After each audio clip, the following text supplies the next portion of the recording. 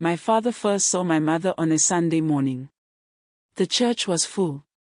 Wooden benches. White walls. The sound of fans humming softly. People were settling down after praise and worship when the choir stepped forward. Then she began to sing. My mother stood in the middle of the choir, dressed in a simple blue gown, her hair neatly packed back. When her mouth opened, the whole church became quiet. Her voice was soft but powerful, calm but deep. It was the kind of voice that made people stop thinking about their problems. My father later said it didn't feel like a song. It felt like heaven touched the earth. He did not hear the full sermon that day.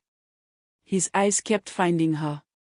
When the service ended, he didn't rush home like everyone else. He waited.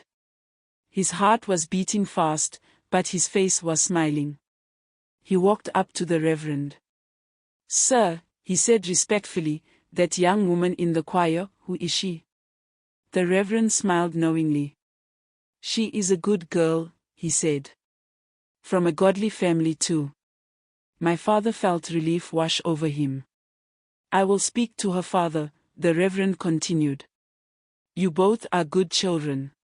Pray about it while I talk to him." That night, my father could not sleep. He prayed until morning. He prayed with joy. He prayed with fear. He prayed with hope.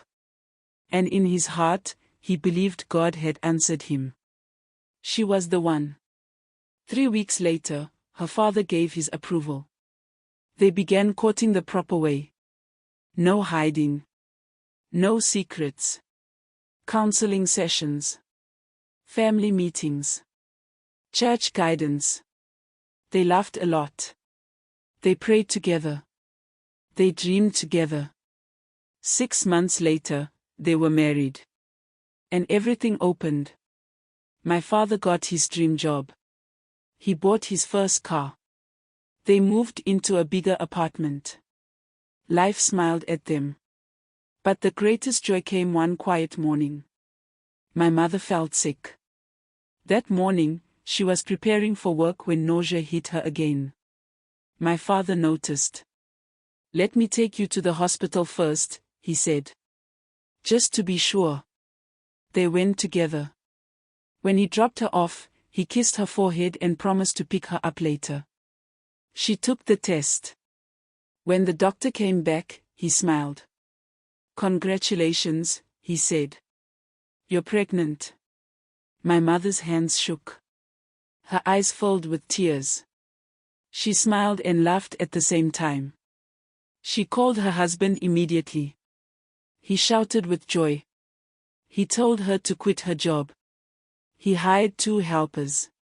He wanted her to rest. He wanted to protect her.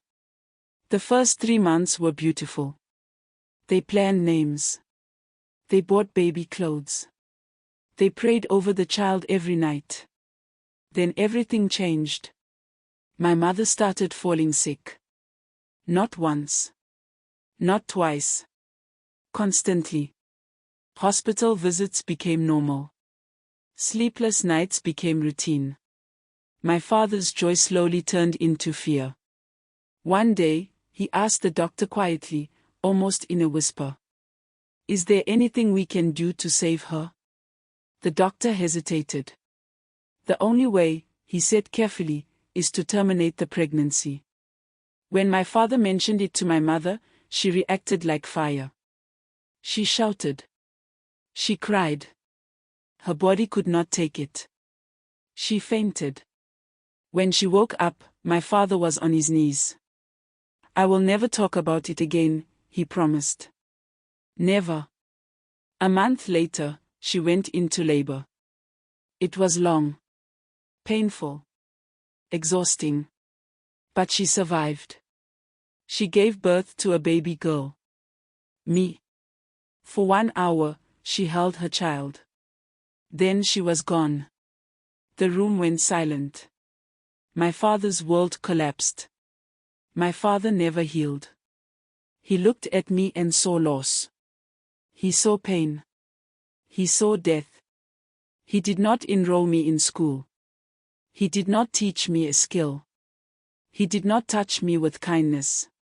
He called me evil. You took my happiness, he said. You ruined my life. I learned to be invisible. I walked on eggshells. I avoided his eyes. I spent my days with my grandmother, who tried to talk to him again and again.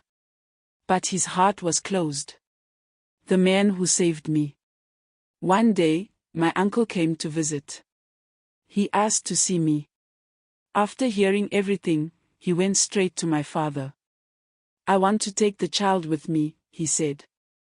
That was the first time I saw my father smile. He agreed immediately. My uncle enrolled me in school. I struggled at first. Then something clicked. I excelled. Books became my refuge. Numbers became my strength. I won a mathematics competition. Then another. Then another. One day, during a major competition, I won a scholarship to study abroad. That day, I went home. The house was full. Friends. Family. And my father. He stood before me, older, broken, honest. I was scared, he said. I felt like everyone I loved left me. I didn't know how to love you without fear. We cried. I forgave him. Today, I know this. I was never evil. I was never the problem. I was the miracle that survived pain. And love found its way back.